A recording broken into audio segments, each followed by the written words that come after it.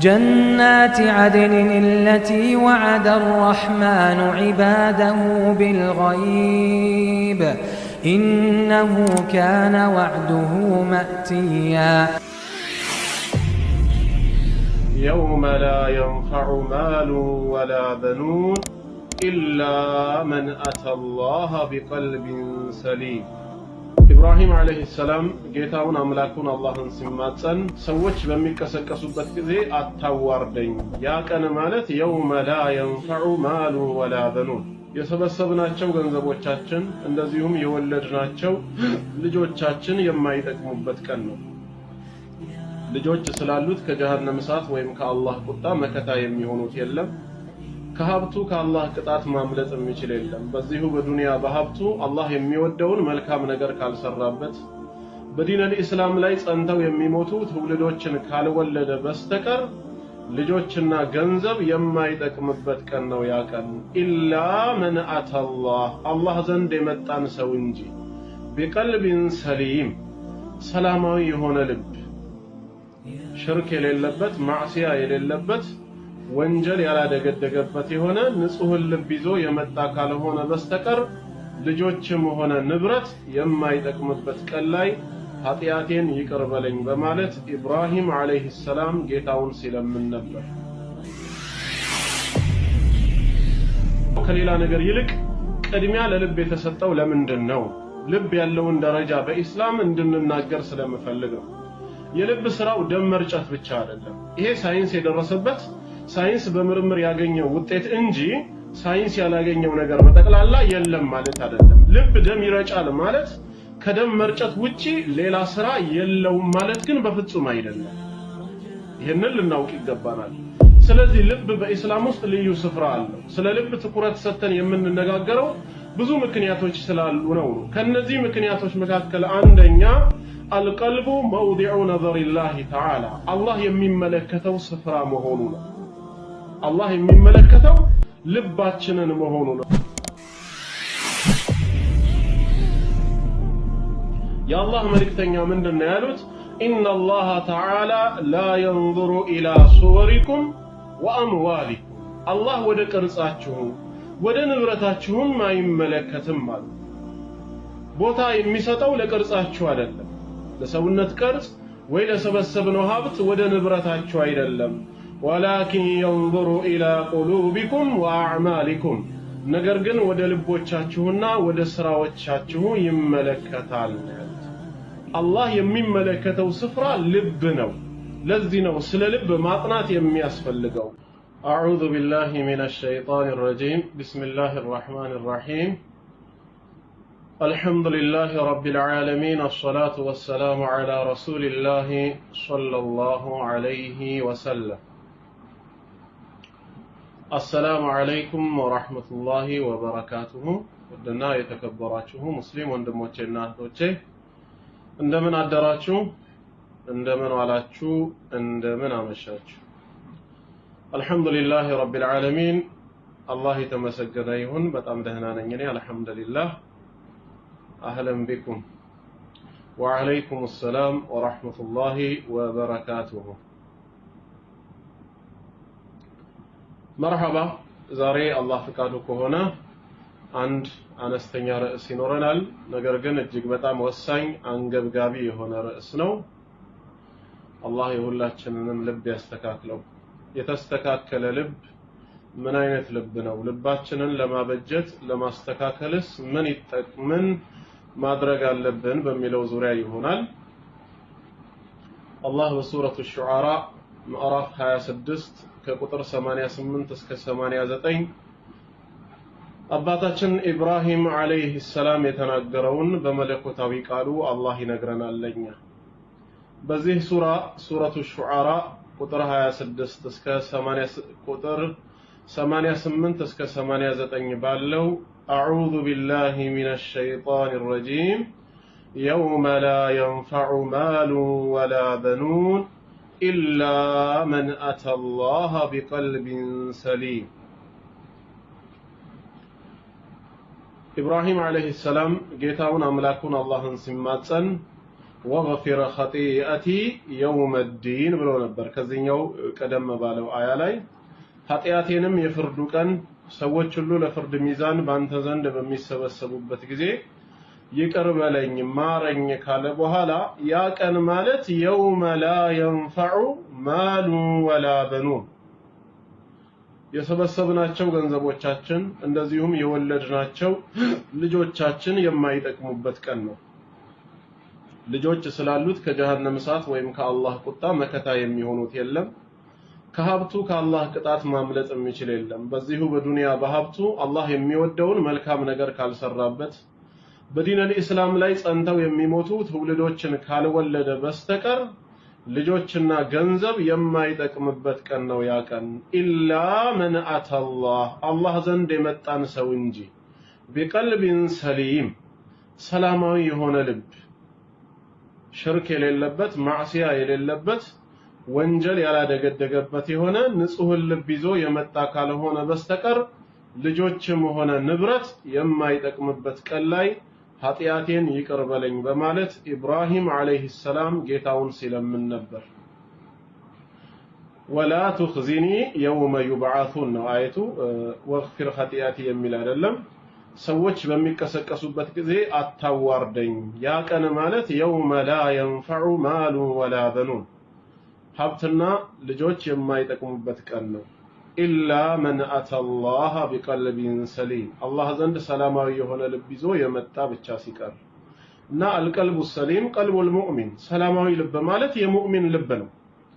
እና ስለዚህ ስለ ሙእሚን ልብ ባህሪ ወይም የተስተካከለ ልብ ለማግኘት ምን ማድረግ አለብን የሚለውን እናያለን። ያንን ከማየታችን በፊት ግን መጀመሪያ መግቢያ ላይ አንድ ነጥብ እንድናይ ይፈልጋሉ። ለምንድን ነው ስለ ልብ የምናወራው? ወይም ደግሞ ከሌላ ነገር ይልቅ ቅድሚያ ለልብ የተሰጠው ለምንድን ነው? ልብ ያለውን ደረጃ በኢስላም እንድንናገር ስለምፈልግ ነው። የልብ ስራው ደም መርጨት ብቻ አይደለም። ይሄ ሳይንስ የደረሰበት ሳይንስ በምርምር ያገኘው ውጤት እንጂ ሳይንስ ያላገኘው ነገር በጠቅላላ የለም ማለት አይደለም። ልብ ደም ይረጫል ማለት ከደም መርጨት ውጪ ሌላ ስራ የለውም ማለት ግን በፍጹም አይደለም። ይሄንን ልናውቅ ይገባናል። ስለዚህ ልብ በኢስላም ውስጥ ልዩ ስፍራ አለው። ስለ ልብ ትኩረት ሰጥተን የምንነጋገረው ብዙ ምክንያቶች ስላሉ ነው። ከነዚህ ምክንያቶች መካከል አንደኛ አልቀልቡ መውዲዑ ነዘሪላሂ ተዓላ አላህ የሚመለከተው ስፍራ መሆኑ ነው። አላህ የሚመለከተው ልባችንን መሆኑ ነው። ይሄን በተመለከተ ኢማሙ ሙስሊም በዘገቡት ሰሂህ ዘገባ عن أبي هريرة رضي الله عنه قال قال رسول الله صلى الله عليه وسلم يا الله ملكتنيا من دنيالوت إن الله تعالى لا ينظر إلى صوركم وأموالكم الله ودك رزقاتهم ودن نبرتاتهم ما يملكتم مال بوتا يمسطو لقرصاتشو አይደለም ለሰውነት ቅርጽ ወይ ለሰበሰብነው ሀብት ወደ ንብረታችሁ አይደለም ولكن ينظر إلى قلوبكم وأعمالكم ነገር ግን ወደ ልቦቻችሁና ወደ ስራዎቻችሁ ይመለከታል ያሉት። አላህ የሚመለከተው ስፍራ ልብ ነው። ለዚህ ነው ስለ ልብ ማጥናት የሚያስፈልገው። በሰው ማንነት ውስጥ ልዩ ክብር ስፍራ ያለው ትልቁ ነገር ልቡ ነው። አላህ የሚያየውም ልብን ስለሆነ ማለት ነው። እንደውም እጅግ በጣም ክብር ያላቸው ታላላቅ ስጦታዎች የተሰጡት ከሰውነት ብልቶች ውስጥ ማን ነው ቀዳሚው ብልት ቢባል ልብ ነው። የኢማን መቀመጫው ተቅዋ፣ ተወኩል፣ አላህን መፍራት የመሰሉት ሁሉ በልብ ላይ ነው ስፍራቸው። ስለዚህም ልብ ላይ ትኩረት ልናደርግ ይገባል ማለት ነው። ምክንያቱም ልብ በጣም ልዩ ስፍራ ስለሆነ ማለት ነው። ሱረቱል አዕራፍ ቁጥር 26 ላይ ጌታችን ሲናገር ያ በኒ አደም እናንተ የአደም ልጆች ሆይ قد أنزلنا عليكم لباسا ልብስን በእናንተ ላይ አውርደናል ይላል። ይዋሪ ሰዋአቲኩም ሐፍረተ ገላችሁን የሚሸፍንላችሁ የሆነ ልብስን አውርደንላችኋል። ወሪሻ እንዲሁም ጌጥንም ጭምር ሰተናችኋል። ወሊባሱ ተቅዋ አላህን የመፍራት ልብስ ግን ይላል በልብ ያለው ማለት ነው። አላህን የመፍራት ልብስ ግን ذلك خير እርሱ በላጭ ነው የተሻለ ነው የሚለው። እንግዲህ በዚህ አየት መሰረት አላህ ስንት አይነት ልብስን አውርዷል? ሁለት አይነት ልብስን አውርዷል። የመጀመሪያው ልብስ ውጫዊ ገላችን ነውራችን እንዳይታይ የሚሸፍነን ሲሆን ሁለተኛው ደግሞ ውስጣዊ ልብስ የሚባል ልባችንን በኢማን በመልካም ስራ የሚሸፍን ማለት ነው በላጩ ልብ ነው ስለ ልብ ትኩረት የሚሰጠው አንደኛው ምክንያት አላህ የሚመለከተው ስፍራ ስለሆነ ነው ለዚህ ነው ስለ ልብ የምናወራው እንላለን ሌላው ሁለተኛውስ ምክንያት ምንድነው ስለ ልብ መናገር ለምን ያስፈልጋል ቢባል ሰላሁል ጀዋሪህ ቢሰላሂል ቀልብ ሰውነታችን የሚስተካከለው ልብ ሲስተካከል ስለሆነ ብቻ ነው የአንድ ሰው ውጫዊ ማንነቱ በመልካም ስራም ይሁን በመሳሰሉት ነገሮች የሚያምረውና የሚበጀው ውስጡ ልቡ ሲስተካከል ነው ልብ ከተበላሸ ልብ ከጠመመ ሰውነትም አብሮ ይከተላል ይበላሻል ነው ስለዚህ የሰውነታችን መሰረቱ ልባችን ላይ ስለሆነ ስለ ልብ ቅድሚያ ሰተን መነጋገር ያስፈልጋል ነው ይህን በተመለከተ عن ابي ذر رضي الله عنه عن النبي صلى الله عليه وسلم فيما روى عن الله تبارك وتعالى قال كأبي ذر رضي الله عنه እንደተላለፈው ረሱላችን عليه الصلاه والسلام ጌታችን አምላካችን አላህ በሐዲስል ቁድሲ ላይ እንዲህ አለ አሉ ምን አለ ጌታችን ያ ዒባዲ ይላል ተመልከቱ ባሮቼ ሆይ لو أن أولكم وآخركم የመጀመሪያዎቻችሁም የመጨረሻዎቻችሁም ፍጥረት ብትሰባሰቡ وإنسكم وجنكم ሰዎችም ሆነ ጂኒ ጋኔን በጠቅላላ ብትሰባሰቡ كانوا على أتقى قلب رجل واحد منكم ታዲያ ከናንተ ውስጥ አላህን እጅግ እንደሚፈራ ሰው ልብ ብትሆኑ አለ ልክ እንደ ረሱል ሰለላሁ ዐለይሂ ወሰለም ማለት ነው ለያንዳንዱ የሰው ዘር ለያንዳንዱ ጂኒ የሳቸው አይነት ልብ ተሰጥቶት እኔን ሁላችሁም ልክ እንደሳቸው ልብ ሆናችሁ ብትፈሩኝ እንኳን ማዛደ ذلك في ملكي شيئا እኔን እንደዚህ መፍራታችሁ እኔ ዘንድ ካለው ንክስና ምንም የሚጨምረው ነገር የለም የናንተን ክብር እኔ ዘንድ ከፍ ያደርገዋል እንጂ ልባዊ ፍራቻችሁ እኔ ዘንድ ያላችሁን ደረጃ ከፍ ያደርግላችኋል እንጂ እኔን ከማንነቴ ምንም የሚጨምርልኝ ነገር የለም በዛው ተቃራኒ የመጀመሪያዎቻችሁም የመጨረሻዎቻችሁም ሰዎችም አጋንንትም ተሰብስባችሁ كانوا على افجر قلب رجل واحد ከናንተ ውስጥ አላህን እጅግ እንደሚያምስ ካዲ ሰው ልብ ብትሆኑ ይላል ልክ እንደ ፊርዓውን ማለት ነው አጠቃላይ የሰው ዘርና የጂኒ ዝርያ ሁሉ የፊርዓውን አይነት ልብ ተሰጥቶት ሁላችሁም ብታምጹኝ ما نقص ذلك من ملكي شيئا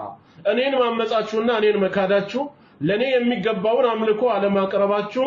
እኔ ዘንድ ካለው ንግስና አንዳችም ነገር አይጎድልብኝም ማለት እኔው ነኝ የምትጎዱት እናንተው ናችሁ እያለ አላህ አልገኒይ ከባሮቹ የተብቃቃ ጌታ መሆኑን ነው የሚነግረው ዒባዳ እሱን አይጠቅመውም እኛን ነው የሚጠቅመን አመጽና ወንጀል አላህን አይጎዳውም እኛን ነው የሚጎዳን እኔ የተብቃቃሁ ጌታ ነኝ አለ እግረ መንገድ ታዲያ አያይዞ ምንድነው የነገረው ምሳሌነቱን ሲሰጥ አላህን እንደሚፈራ ሰው ልብ ወይንም አላህን እንዳመጸ ሰው ልብ ከሆናችሁ ሲል ልብ ላይ ትኩረት ተደርጓል ማለት ነው አመጸኝነትም ሆነ ታዛዥነት መገለጫው ልብ መሆኑን ያሳየናል ማለት ነው ስለዚህ ልብ ከተስተካከለ አላህን ለማምለክ ከተዘጋጀ ሰውነትም ለዒባዳ ይገራለታል ማለት ነው ልብ ካመጸ አላህን ከማምለክ ከኮራ ሰውነታችንም አላህን መገዛት ይከብደዋል የሰውነት መስተካከል ልብ ሲስተካከል ነው የሰውነት መበላሸት ልብ ሲበላሽ ነው ዋናው መሰረቱ ልብ ከሆነ አሁንም ልብን ማበጀት የሚል ርዕስ ሰተን የምንነጋገረው ለዛ ነው ማለት ነው ይሄ ሁለተኛው ምክንያት ነው عن النعمان بن بشير رضي الله عنه ما قال كنعمان بن بشير يتلالف ليلة حديث الله قال رسول الله صلى الله عليه وسلم رسول صلى الله عليه وسلم من يلالو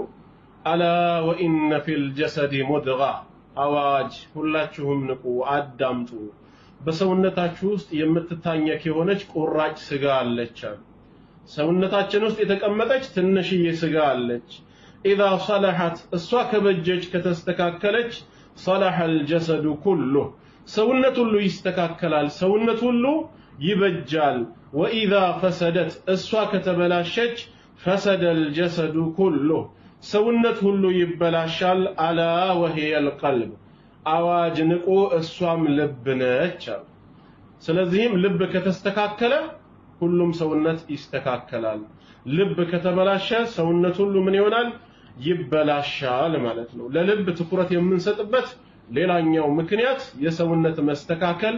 በልባችን መስተካከል በመሆኑ ነው ሶስተኛው ምክንያትስ ሌላው ምንድነው አልቀልቡ ከፊሩ ተቀሉብ ልብ የሚገለባበጥ ስለሆነ ነው የሚያዝ የሚጨበጥ አይደለም ልብ በጣም ተገለባባጭ ነገር ነው ጠዋትና ከሰዓት ማታ አንድ አይነት ልብ የለንም ትላንት ዛሬና ነገ ተመሳሳይ ልብ የለንም በመልካም ነገርም ሆነ በመጥፎ ነገር ልብ በጣም የሚገለባበጥ ነው ተገለባባጭ ነገር ስለሆነ ሁሌም ትኩረት ሰጥተነው አላህን እገዛ በመጠየቅ ጽናት ላይ ልናሳርፈው ይገባል ነው ይህን በተመለከተም ሐዲስ አለን عن المقداد بن الأسود رضي الله عنه قال كمقداد بن الأسود رضي الله عنه يتلالفው ንግግር ምንድነው قال እንዲህ ይላል لا أقول في رجل خيرا ولا شرا እኔ ስለማንም ሰው ጥሩነትም ሆነ መጥፎነት አልናገርም ማለት ሰውየው ገና በህይወት እያለ እከሌ መልካም ነው እከሌ መጥፎ ነው ብዬ ስለ ሰው ምስክርነትን አልሰጥም حتى انظر ما يختم له መሱ መጨረሻው ላይ የሚختምለት ኻቲማው ምን እንደሆነ እስከመለከት ድረስ በፍጹም ስለ ሰው አልናገርም ማለት ለምንድነው እንዲህ ሊል ያነሳሳው بعد شيء سمعته من النبي صلى الله عليه وسلم يا الله نبي عليه الصلاة والسلام የሆነ ነገር ሲናገሩ ከሰማኋቸው በኋላ ስለማንም ሰው ጥሩነትም ሆነ መጥፎነት መናገርን አቆምኩኝ የዛን ሰው ፍጻሜ ሳልመለከት ስለ ጥሩነቱም ሆነ ስለ መጥፎነቱ አልናገርም መመስከር አልችልም ይሄን ቃል ከሰማሁኝ በኋላ ነው ያለው ከዛም ሰዎቹ ጠየቁት ኢላ ወማ ሰሚዕት ምንድን ነበር ከአላህ መልእክተኛ አለይሂ ሰላቱ ወሰላም የሰማኸው ምን አዳምጠህ ነው ሲሉት ቃል እንደዚህ ይላል ሰሚዕቱ ረሱላላህ ሰለላሁ ዐለይሂ ወሰለም የአላህ መልእክተኛ እንደዚህ ሲሉ ሰማኋቸው ይላል ምን አሉ ረሱል አለይሂ ሰላቱ ወሰላም ለቀልቡ ብኒ አደም የአደም ልጅ ልብ የአደም ልጆች የሰዎች ልብ አሸዱ እንቅላበን ሚን አልቅድሪ ኢዘ እጅተመዐት ገሊያ ውሃ ድስት ላይ ሲጣድ እሳት ከታች ከሚያንተከትከው የበለጠ የአደም ልጅ ልብ ይገለባበጣል ውሃው በሚፈላ ሰዓት ያ ድስት ላይ ያለው ውሃ ከሚገለባበጠው ከሚንተከተከው የበለጠ የሰው ልጅ ልብ ተገለባባጭ ነው አሉ ረሱል ሰለላሁ ዐለይሂ ወሰለም ስለዚህ ይህንን ንግግር ከሳቸው ከሰማው በኋላ ስለማንም ሰው ጥሩነትና መጥፎነት መመስከርን አቆም ይላል ኢማሙ አህመድ በሙስነዳቸው ዘግበውታል ሸይኹል አልባኒ سلسلة الأحاديث الصحيحة ላይ 1772ኛው ላይ صحيح መሆኑን ገልጸዋል ከዚህ በመነሳት ስለማንም ሰው አልናገርም ነው እናም ሁሌም ዱዓ ማድረግ ያለብን سجود ላይ ብቻ ሳይሆን በሌላም ጊዜ يا مقلب القلوب ثبت قلوبنا على دينك اللهم يا مصرف القلوب صرف قلوبنا على طاعتك ልቦችን እንደፈለክ የምትገለባብጠው ጌታ ሆይ ልባችንን በእስላም ላይ ጽናት ስጠው ልቦችን እንደፈለክ የምታሽከረክር አምላካችን አላህ ሆይ ልባችንን ባንተ ትእዛዝ ላይ አሽከርክርልን እያልን ዱዓ ልናደርግ ነው የሚገባው ልብ እጅግ በጣም ተገለባባጭ የሆነ ነገር ነውና ይሄ ሶስተኛው ምሳሌ ነው ማለት ነው ሌላው አራተኛ ለምንድነው ስለ ልብ የምንናገረው ስለ ልባችን መነጋገር ያስፈልገው ቢባል አራተኛው ምክንያታችን አልአዕማሉ ተተፋضሉ بتفاضل ما في القلوب ስራዎች አላህ ዘንድ የሚበላለጡት ልብ ውስጥ ባለው የኢማንና የኢኽላስ የንያ ደረጃ በመሆኑ ነው ስራዎች አላህ ዘንድ ትልቅ ዋጋ የሚኖራቸው በብዛታቸው አይደለም ስራዎቹ ዋጋ የሚኖራቸው በአይነታቸው አይደለም ብዛትና አይነት ራሳቸውን የቻለ ደረጃ አላቸው የፈለገ ቢሆን ከትንሽ ስራ ብዙ ስራ በላጭ ነው የፈለገ ቢሆን ማለት ነው ከአህካሞች ወይም ደግሞ ከአንዳንድ የሸሪዓ ህግጋቶች አቂዳ በላጭ እንደሆነ እናውቃለን ነገር ግን ዋና ማበላለጫው ግን ልብ ላይ ያለው የሰውየው ኢማን የኢኽላሱና የንያው ደረጃ ነው ስራን አላህ ዘንድ ከፍና ዝቅ የሚያደርገው ቅርጹ አይደለም ዋናው ብዛቱ አይደለም አላህ ዘንድ ከፍ የሚያደርገው ወይ ዝቅ የሚያደርገው ልብ ውስጥ ባለው ለጉዳዩ ባለው የኢማን ደረጃ ለጉዳዩ ባለው ፍቅርና ውዴታ ኢኽላስና ንያ መጠን ነው ለምሳሌ ሁለት ሰዎች ሰላት ላይ ይቆማሉ ከኢማሙ ኋላ ሁሉም አላሁ አክበር ብሎ ማእሙመን ብሎ ጀማዓ እየተሰገደ ነው 1000 ጀማዓ ሊኖር ይችላል ከኢማሙ ኋላ የሚሰግዱት ነገር ግን አንድ ሰላትን ከኢማሙ እኩል ጀምረው ከኢማሙ ጋር እኩል የጨረሱ ሰዎች ሆነው በሰላታቸው መካከል ግን ሰማይ ከምድር ከሚራራቀው የበለጠ አላህ ዘንድ የሚራራቁ አሉ እኩል ነው ሰላቱን የሰገዱት እኩል ጀምረው ጨርሰዋል አላህ ዘንድ መቅቡልነቱ ግን ሰማይና ምድር ከሚራራቀው በላይ የተራራቀ አጅር ያላቸው አሉ ምንድነው ሰበቡ ሲባል አንደኛው ፊቱ ብቻ አይደለም ወደ ቂብላ ይዞረው ልቡም ጭምር ነው ወደ አላህ ይዞረው የሚቀራቸውን ያስተነትናል የሚዘክራቸውን ዚክሮችም ልቡን ሰጥቶ ያዳምጣል ራሱ ይሄኛው ግን አካሉ ብቻ ነው ወደ ቂብላ ይዞረው ልቡ ሌላ ቦታ ነው ያለው ፕሮግራም የተደረጉ አያቶችን ነው በመላሱም ያነበንባቸው ስለዚህ ልቡም ጭምር ወደ ቂብላ ዞሮ የሚሰግድ ሰውና ልቡ ሌላ ቦታ ያለ ሰው እኩል አይደለም ግን ከኢማሙ እኩል ጀምረው እኩል ጨርሰዋል አላህ ዘንድ ከፍና ዝቅ ሊያደርገው የሚችለው የልብ ደረጃ ነው ለዚህ ነው ስለ ልባችን ትኩረት ሰጥተን መማር አለብን የምንለው ይሄን በተመለከተ ዑቅበት ኢብኑ ዓሚር ረዲየላሁ ዐንሁ ያስተላለፈልን አንድ ሐዲስ አለ ረሱል አለይሂ ሰላቱ ወሰለም ምን ይላሉ ما من مسلم يتوضأ ይላሉ አንድም ውዱእ የሚያደርግ ሙስሊም የለም فيحسن وضوءنا ሰምሮ የሚያደርግ ثم يقوم فيصلي ركعتين ከዛም በኋላ ተነስቶ ለጌታው ሁለት ረካዓተይንን ለመስገድ የሚቆም ማለት ነው مقبل عليهما بقلبه ووجهه በፊቱ ብቻ ሳይሆን በልቡም ጭምር ወደ አላህ የተቀጣጨ ሆኖ ለአላህ ሁለት ረካዓ የሚሰግድ ሙስሊም የለም إلا وجبت له الجنة بزدي صلاة بچا جنة واجب بتهونبت انجي جنة مقبات قد بيهونبت انجي ይሄንን ሰላት የሚሰግድ ሙስሊም የለም ምን ማለት ነው ውዱእ አድርጎ ሁለት ረካዓተይን ለአላህ ልቡንም ጭምር ሰጥቶ በስነ ስርዓት ሰገደ ማለት ጀነት መግባት ግድ ሆነ ማለት ነው ስለዚህ ልብንም ጭምር መቆጣጠር እጅግ በጣም አስፈላጊ ነው ስለ ልብ የምንናገርበት ሰበቡ ከዚህ በመነሳት ነው ብዙ ምክንያቶችን ማቅረብ ይቻላል ለዛሬ እነዚህን አራት ምክንያቶች ብቻ ላቁምና ወደ ጉዳያችን እንግባ ኢስላሁል ቁሉብ ልቦችን ማበጀት ልብን ማስተካከል ለምን አስፈለገ ቢባል ቢያንስ ላየናቸው አራት ምክንያቶች ልብ ላይ ትኩረት ልንሰጥ ያስፈልጋል አሁን ወደ ገደለው እንገባለን ምን ነጥቦች ናቸው የሚጠቅሙን ልባችን ለአላህ ታዛዥ እንዲሆን በኢማን የተሞላ እንዲሆን ምን ነገሮች ናቸው የሚበጁን አላህ ሰምተው ከሚጠቀሙ ባሮች ያድርገን ዝም ብለን የኢንፎርሜሽን ሰው ብቻ ሳይሆን የተግባር ሰው መሆን አለብን ከነዚህ ምክንያቶች መካከል አንዱ ምንድነው አልኢቅባሉ ዐለ الحق ፊትን ወይም ልብን ወደ እውነት ማዞር እውነት ከመጣ እውነትን መቀበል ልባችንን ፊታችንን ወደ እውነት ማዞር ለልብ መስተካከል አይነተኛ ሚና ነው ይሄ አንደኛው ጌታችን አላህ እንደዚህ ይላል ሱረቱ ዙመር ቁጥር 17 እስከ 18 በምዕራፍ 39 ሱረቱ ዙመር ከ17 እስከ 18 فبشر عباد ይላል ባሮቼን አበስራቸው መልካም የምስራችን ንገራቸው የትኞቹን ባሮች الذين يستمعون القول እነዚያ ንግግሮችን የሚሰሙ ይሆኑ ከዛ እስከሰሙ በኋላ فيتبعون احسنه መልካሙንና የተሻለውን የሚከተሉ ይሆኑት አቆስ ይነገራቸው ያንን መልካሙን የሚከተሉ ለሆኑ ባሮቼ አበስራቸው ምን በማለት ኡላኢከ الذين هداهم الله እነዚህ ማለት አላህ ወደ ቅን ጎዳና ልባቸውን የመራቸው ሂዳያን የለገሳቸው ናቸው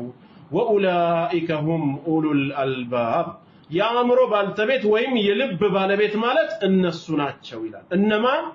ንግግሮችን አዳምጠው የተሻለውን መልካሙን ሐቁን ተቀብለው የሚከተሉ ልባቸውን ለስሜታቸው ሳይሆን ልባቸውን ለቡድናቸው ሳይሆን ለሐቅ ያስገዙ ሰዎች አላህ ሂዳያ እንደሰጣቸው በራሱ ማረጋገጫ ነው ስለዚህ ሐቅን በሐቅነቱ መቀበል ልብን ወደ ሐቅ ማዞር ለልብ መስተካከል አይነተኛ ምክንያት ነው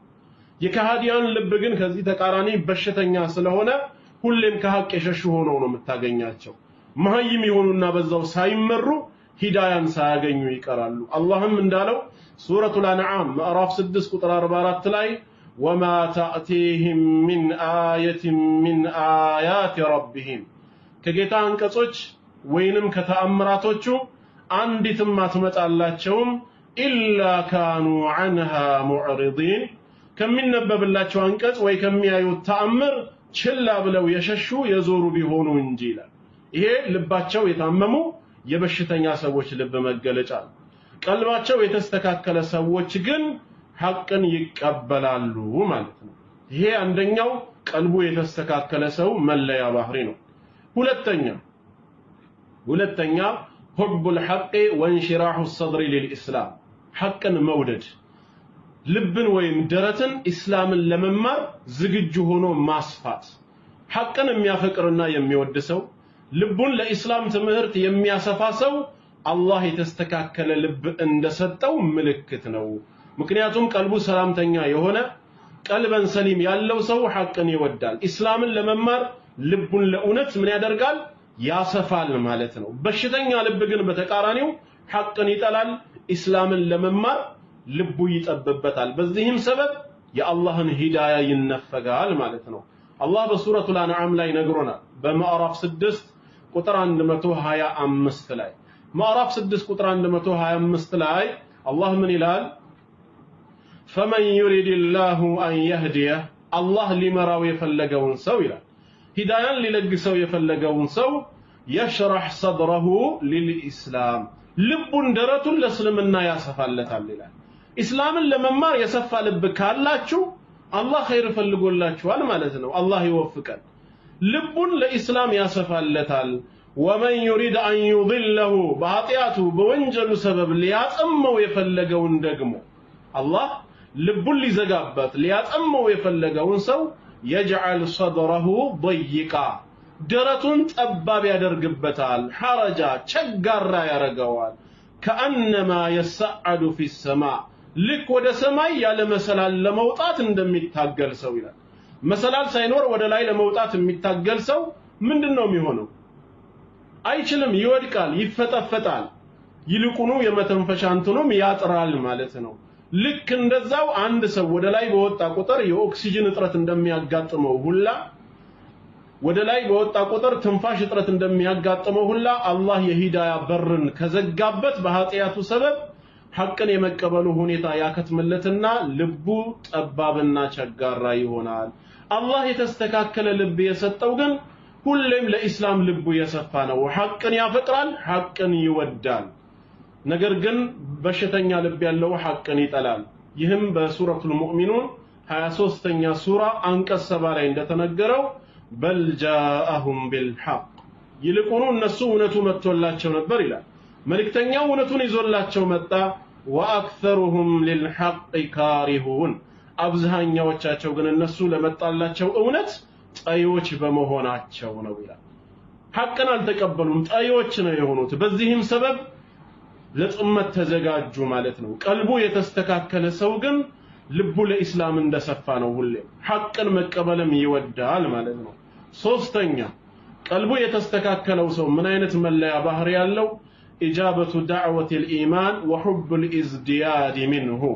ወደ ኢማን የሚጠሩ ሰዎችን ይቀበላል። ኢማኑ እንዲያድግለት ኢማኑ እንዲጨምርለት ዝግጁ ይሆናል ማለት ነው። ወደ ኢማን ጥሪ የሚያደርጉ ሰዎችን ይቀበላቸዋል። ኢማኑም ከፍ እንዲልለት ጉጉቱ ይጨምራል። ይሄ ለልቡ መስተካከል አይነተኛ መፍትሄ ነው፣ ምልክት ነው። ሱረቱ አሊ ኢምራን ምዕራፍ 3 ቁጥር 193 ላይ ጌታችን እንደተናገረው ምን ይላሉ? ቀልባቸው የተስተካከለ ኡሉል አልባብ የአእምሮ ባልተቤቶች ረበና ጌታችን ሆይ ይላሉ። ተመልከቱ ምን እንደሚሉ ኢነና ሰሚዕና ሙናዲያን እኛ ሰባኪን ሰማነው አሉ። አንድ ተጣሪን አንድ ሰባኪን አዳመጥነው። ዩናዲ ሊልኢማን ወደ ኢማን ጎዳና ሲጣራ ወደ ኢማን መንገድ ሲሰብክ ሰማነው። ምን በማለት አን አሚኑ ቢረቢኩም በጌታችሁ በአላህ እመኑ በማለት ሲጣራና ሲሰብከን ሰማን። ሰምተንም እምቢ አላልንም። ፈአመና ተቀበልነው፣ አመን። ስለዚህም ረበና ጌታችን ሆይ ፈግፊር ለና ዙኑበና ወንጀላችንን ከኛ ማረልን፣ ወከፍር ዐና ሰይአቲና ኃጢአቶቻችንም ከላያችን ላይ አብስልን፣ ወተወፈና መዐል አብራር ከደጋግ ባሮችህም ጋር በመግደል አጎራብተን ከመልካም ሰዎች ጋር ግደለን ይላሉ። እነማን? ልባቸው የተስተካከሉ ሰዎች ስለ አላህ የሚነግራቸውን ስለ ኢማን የሚያስተምራቸውን ሰው ያዳምጣሉ ይቀበላሉ ስለዚህም ኢማናቸው እንዲያድግላቸው ጉጉት ካላቸው ወደ ኢማን ጥሪ የሚያረጉ ዳዒዎችንና ዑለማዎችን በልበ ሰፊነት የሚያዳምጡ ከሆነ ልባቸው ለመስተካከሉ አይነተኛ መፍትሄ ነው ማለት ነው በርግጥም ልባቸው ተስተካክሏል ሁሉ ጊዜም ደግሞ ኢማን እንዲጨምርለት ነው ሙእሚን የሚጓጓው ይህም ሱረቱ ተውባ ቁጥር 124 እስከ 125 ስለ መናፍቃን ጌታችን አላህ ሲናገር ምን ይላል ወኢዛ ማ ኡንዚለት ሱራ አንድ የቁርአን ሱራ ከጌታ አላህ ዘንድ በወረደ ጊዜ فمنهم ከነዚህ መናፍቃን መካከል የሚላል من يقول ايكم زادته هذه ايمانا እስቲ ከናንተ መካከል አሁን የወረደው የቁርአን ሱራ ኢማን የጨመረለት ማን ነው ይላሉ ይቀልዳሉ ያላግጣሉ መናፍቃኖች አላህ ግን ምን አለ فأما الذين آمنوا እነዚያ ያመኑትማ فزادتهم ايمانا وهم يستبشرون እርስ በርስ መልካም የምስራችን የሚነጋገሩ መልካም የምስራችን የሚገላለጹ ሲሆኑ ኢማን ጨመረላቸው ላመኑ ሰዎች ምን ሆኗል ኢማኑ ጨምሯል ነው وأما الذين في قلوبهم እነዚያ ልቦቻቸው ግን በውስጣቸው መረዱን በሽታ ያለባቸው ንፍቅና ማለት ነው ያለባቸው فزادتهم رجسا الى رجسهم በርክሰታቸው ላይ እርክሰትን ጨመረባቸው በክህደታቸው ላይ ክህደትን ነው ላመኑት ግን ምንድነው ኢማን ነው የጨመረላቸው ማለት ነው እርስ በርስም የሚበሳሰሩ ሲሆኑ ማለት ነው እናም የኢማን ተጣሪዎችን መቀበል የልብ መስተካከል ሌላኛው ምክንያት ነው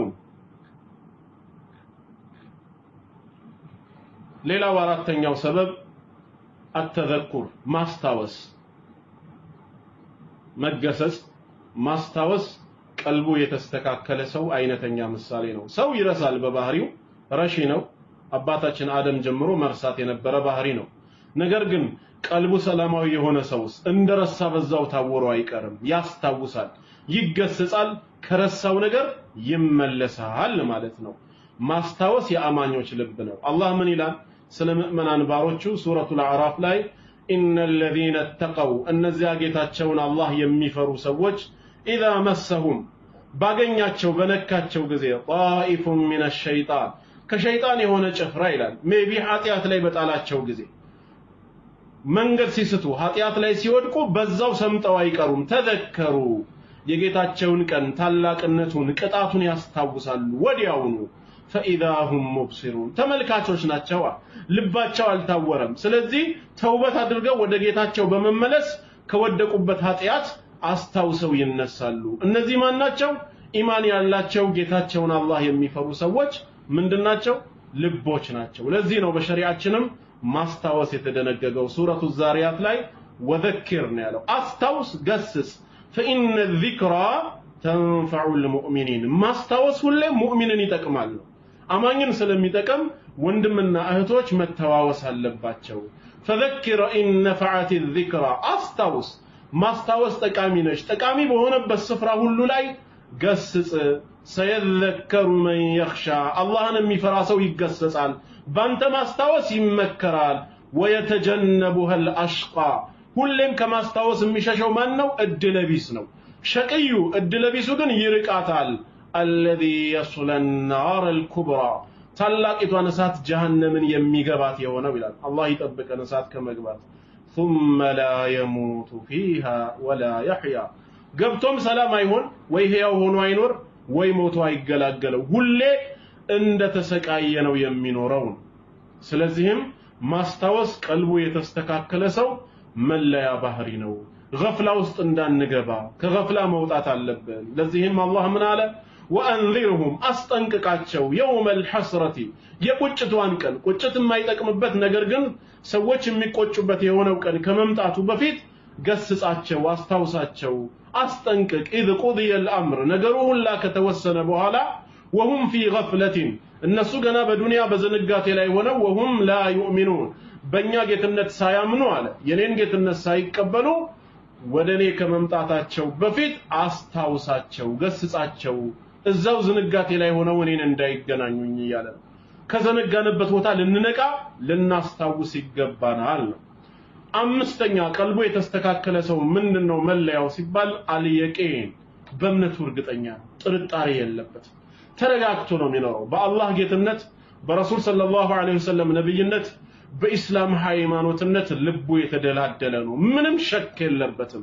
በዚህ እምነቱ የቂን ላይ የደረሰ ሰው ልቡ ተስተካክሏል ማለት ነው ጥርጣሬ ያለበት የሚዋልል ከሆነ ልቡ በሽተኛ ነው መታከም አለበት ዓሊሞች ጋር በመቅረብ ማለት ነው ሹብሃቱን በማስወገድ ወደ የቂን መድረስ አለበት ምክንያቱም አላህ ምን ይላል ኢነ ፊስ ሰማዋቲ ወልአርድ ይላል በሰማይና ምድር አፈጣጠር ለሚያስተነትን ሰው ለአያቲን ምልክቶች ናቸው ለልሙእሚኒን ለሚያምኑ ሰዎች አለ ዝም ብለን በንግግር ብቻ አይደለም ባስተውሎት ሰማይን ያለ ባላ ምድርን ያለ ካዝማ ያቆምኮ ጌታችን ወይ እንላለን እንዴት ነው ሰማይ بغير عمد ترونها ምንም የምታዩት የሆነ ምሰሶ ሳይኖረው አቁሚያታለው ይላል ለሚያስተነትን ሰው ለአላህ አምላክነት ማስረጃ ነው ይሄን የሚያህል ግዙፍ ፍጥረት ምድርን የከበበ የሆነ ሰማይ ምንም ምሰሶ ሳይኖረው እንዴት ሊቆም ቻለ ህዋ ላይ ማን ነው ወጥሮ ያዘው ባላ ተወስኗል እንደዛ ጋር ምድርንስ ካዝማ የላትም ምድርም እንደዚሁ በሮቴሽን እና በኢቮሉሽን ሲስተም አለች ማን ነው ይሄን ስርዓት ያበጀው ወይስ ከታች አንድ በሬ ተሸክሟታል በሬው አንዳንድ ጊዜ ሲያስነጥስ እርዝኩክ የመሬት መንቀጥቀጥ ይከሰታል እንደሚሉ ሰዎች እንደዛ ልንል ነው አይደለም ومن آياته أن تقوم السماوات والأرض بأمره እንዳለው በቁርአን ላይ ሱረቱ ሉቅማን ሰማያትና ምድር በኔ ትእዛዝ ቀጥ ማለታቸው መቆማቸው ከተአምራቶቼ ነው ያለው ስለዚህ በሰማይና ምድር አፈጣጠር ለሚያስተነትን ሰው ምንድነው ለአማኞች ምልክት ነው ቀዳዳ የለባትም ሰማይ እንዴት እንደተሰራች ማለት ነው وفي خلقكم على ቀጠለና እናንተንም መፍጠሩ ራሱ እንዴት እንደተፈጠረን ማህፀን ውስጥ የነበረውን ላይፍ ያ ፈሳሽ የሆነ ስፐርም ሴል ዝልግልግ ውሃ 3 ኪሎ ግራም የሚመስል የሰው ቅርጽ ይዞ ሲወጣ እንዴት እንደተፈጠረን ካየን وما يبث من دابة በምድር ላይ ደግሞ ከየተንቀሳቃሽ ከአይነቱ መበተኔ ይላል ጌታ አላህ እንስሳውን እጽዋቱን ነፍሳቱን በራሪውን ተሳቢዎችን ስንመለከታቸው በየአይነቱ ሁሉንም ነገር ስናይ ይሄን ሁሉ ለሚያስተነትን ሰው አያት ምልክቶች ናቸው ለቀውሚ yuqinun እርግጥ ለሚሉ ሰዎች የቂን ለሚሉት ታላቅ ምልክት ነው የሚለው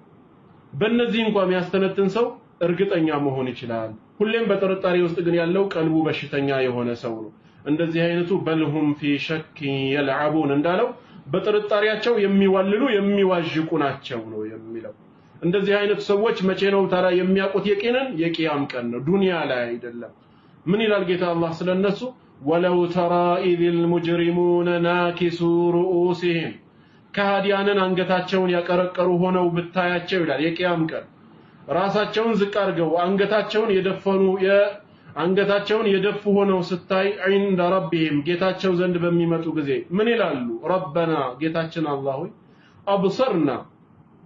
ሁሉን ነገር አሁን አይተናል ወሰሚዕና ሰምተናል ስለዚህ እርግጠኛ ስለሆነን ፈርጂዕና አንዴ ወደ ዱንያ መልሰን نعمل صالحا صالح ጥሩ ስራ ሰርተን ወደ አንተ እንመለስ ኢና ሙቂኑን እርግጠኞች ሆነናልና ይላል ግን አይጠቅምም ቅጣትን ካዩ በኋላ ይሄን መናገር ዛሬ በዱንያ እርግጠኛ ሆኖ መሄድ ያስፈልጋል ስለዚህም በጌታችን አላህ ጌትነት በሳቸው ነብይነት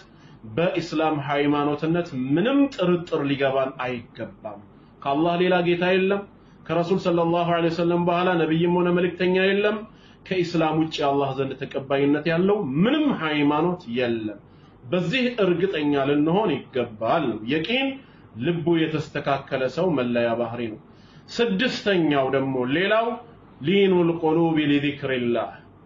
አላህን ለማውሳት አላህን ለመዘከር ቀልባችን መርጠብ አለበት ረሱል ሰለላሁ ዐለይሂ ወሰለም መላስህ ሁሌም አላህን ከመዘከር እንዳይወገድ ብለው መክረውን አይደለ ቀልቡ የተስተካከለ ሰው ምንድነው መለያው ቢባል አላህን ይዘክራል በልቡም በመላሱ ዚክር ላይ ጎበዞች መሆን አለብን ብዙ ፍሪ ታይሞች አሉብን በእነዚህ ብዙ ፍሪ ታይሞች የአላህን ታላቅነት ሱብሃንአላህ ወልሐምዱሊላህ ወላ ኢላሃ ኢላላህ ወላሁ አክበር አስተግፊሩላህ ወአቱቡ ኢለይህ ሱብሃንአላህ ወቢሐምዲሂ እንዲሁም ሱብሃንአላህ ወቢሐምዲሂ ሱብሃንአላሂል ዐዘീም አስተግፊሩላህ አልዐዘീም الذي لا اله الا هو الحي القيوم واتوب اليه የመሳሰሉ ነገሮችን እያነሳን ጌታችንን ልንዘክረው ይገባል ሁሉ ጊዜ ምላሳችን መዘከር አለበት ሰዎች እኮ ዛሬ ሳያውቁት በነሺዳና በሙዚቃ እኮ አዳብት አድርገዋል። በጆሮአቸው የሰሙትን ነገር ሐፍዘው በመንገድ ላይ ሲሄዱ ነሺዳውንም ይነሽዱታል፣ ሙዚቃውንም ይሞዝቁታል። በዛ ምትክ ግን አላህን መዘከር ቢሆን ኖሮስ ሁለት ጥቅም አለው። አንደኛ መላእክታው ይመዘግባል፣ አኺራ ምን አለን? ትልቅ አጅር አለን። ሁለተኛ ውስጣዊ ኩራት ይሰማናል። ከዛ በኩል ከላይ መጥቶ ባጠገበ በግራ በኩል ሲያልፍ የቴዲ አፍሮን እየዘፈነ ያልፋል፣ በቀኝ በኩል ደግሞ የሚያልፈው ነሺዳ እያለ ያልፋል። አንተ ደግሞ በመሐከላቸው ስትወጣ ሱብሃንአላህ ሱብሃንአላህ እያልክ ስትወጣ ውስጥህ ሐሴት አይሰማህም? አላህ ስለወፈቀ ተውፊቅ ስላለ። ስለዚህ ልባችን በአላህን በመዘከር በማስታወስ መርጠብ አለበት። ምላሳችን በዚክር በመናገር ቁርአንን በመቅራት አፍደሉ ዚክር ቁርአን ነውና ማለት ነው ከዚክር በላጭው። እንዲህ ካደረግን ልባችን ምን ይሆናል? መርጠብ ይጀምራል። አላህም አላ ቢዚክሪላሂ ተጥመኢኑል ቁሉብ፣ አዋጅ ንቁ፣ እኔን በማስታወስ እኔን በመዘከር ልባችሁ ይረጋጋል ያለው። የተስተካከለ ልብ የተረጋጋ ልብ እኔን በመዘከር ነው። አላህን የረሳ ልብ በፍጹም ሰላማዊ አይሆንም፣ ሁሌም እንደጨነቀው ነው የሚኖረው። ስለዚህም ቀልባችንን ጌታችንን አላህን በመዘከር ሁሌም ምን ማድረግ አለብን? ልናረጥበው ይገባል። ቁርአን እየቀራን ዚክሮችን እያል ማስለመድ አለብን። ሃናን ጀማል ነሺዳ ክልክል ነው አላልኩም፣ በላጭ ስለሆነው ነገር እየነገርኩሽ ነው። አንቺ በነሺዳ የምታጠፊውን ጊዜ አላህን በመዘከር ቁርአን በመቅራት ብታጠፊው ሰማይና ምድር ናቸው፣ አይገናኙም። ነሺዳ መሆን የሚችለው ነገር እንኳን ሆነ ቢባል ሙባህ ነው፣ በቃ ተፈቀደ ነው። ዚክር መዘከር ግን ሙባህ አይደለም። ኢማ ሱነቱን ወኢማ ዋጅቡን፣ ተወዳጅ ሱና ይሆናል እንዲሁም ዋጅብ ይሆንልሻል ማለት ነው። ሱናውንም ብትፈጽሚ አጅራለሽ፣ ዋጅቡንም ብትፈጽሚ አጅራለሽ ነው። ስለ አንድ በላጭ ስለሆነ ነገር መናገር ሌላውን ማንቋሸሽ ተደርጎ መወሰድ የለበትም። ነገር ግን ጊዜሽን አንቺ ቢዚ ካረግሽ አይቀር አኺራ መታተርፊበት ነገር እንዲሆን ሙባህ ላይ ጊዜ ከመፍጀት መጀመሪያ ዋጅብና ሱናው ላይ ልትጠቀሚበት ይገባል። ነገር ግን ራሱ ነሺዳው ቁርአን ከመቅራት አላህን ከመዘከር ቢዚ የሚያደርግሽ ከሆነ ግን ሐራም መሆኑ አይቀርም። ጊዜሽን ተሻምቶ ቁርአን እንዳትቀሪ ካደረገሽ፣ ጊዜሽን ተሻምቶ ዚክር እንድታደርጊ ዚክር ካልፈቀደልሽ በሱ ቢዚ የምታደርጊ ከሆነ ያስጠይቅሻል። አላህ ቃሉን ያወረደው እንድናነበው ነው። ረሱል ሰለላሁ ዐለይሂ ወሰለም ዚክር ያስተማሩን ጌታችንን እንድንዘክር ነው። ስለዚህ ስለ አንድ ነገር ታላቅነት መናገር ሌላውን ሐራም ነው ማለት አይደለም። ቅድሚያ ለሚገባው ግን ቅድሚያ መስጠት አለብን። ለምሳሌ ስለ ወተት ጥቅም እናወራለን። ወተት ብናበዛ ብንጠጣ ጥሩ ነው። ያ ማለት ግን ለስላሳ ሐራም ነው ማለት አይደለም። ወተት ግን ይበልጣል ነው። ረሱል ሰለላሁ ዐለይሂ ወሰለም ወተት ሲሆን አላሁመ ዚድኒ እንዳሉት ማለት ነው። እኛም ጨምርልን እንላለን።